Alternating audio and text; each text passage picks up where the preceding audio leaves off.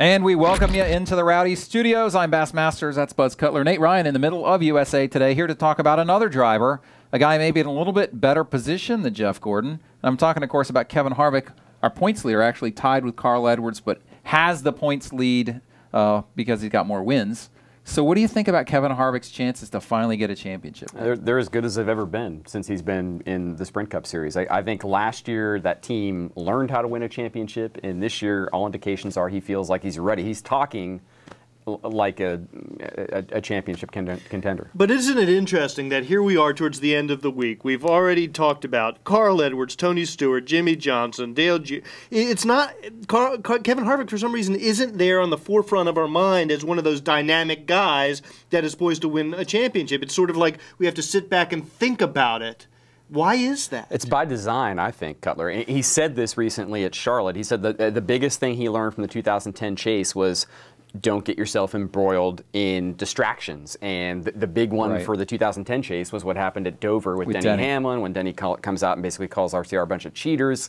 And Harvick says, no, we're not. I'm going to slam your car in practice. And I think and then they also had some pit crew problems last year that I think he focused on a little bit too much. And I think they've swept that under the rug.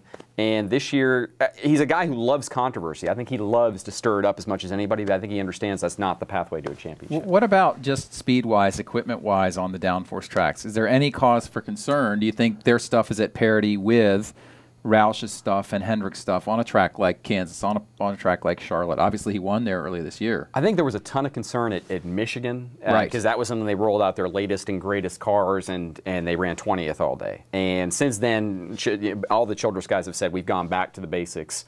You know, they worked too hard to get too far ahead, and that ended up they got ahead of themselves, basically. Behind. Yeah, they got ahead of themselves and got them way behind. So they've gone back to like what they know, and it seems to reestablish them as top 10 potential. I don't see any reason he wouldn't be there all the way to Homestead. How big of a deal is it, or how important is it to his championship hopes that Clint Bowyer and Jeff Burton seem to be doing better? They seem to be putting down, if not, top 5 runs, top 10 runs, stronger runs than what we've seen out of those two guys up till now. I think that's important. I think also the fact that even though Clint Bowyer is your lame duck, he's not like your traditional sort of like I can't wait to get out of here kind of situational driver here. I think he's actually he still likes the team. I think he's still liked within the team. Harvick doesn't want him to leave, and I think that's going to help him down the stretch. So there's no problem with chemistry just because he's leaving. Right.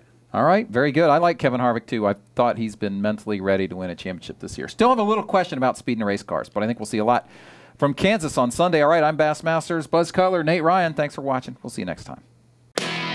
Rowdy.com. Say it like it is. Say what like it is? Rowdy.com.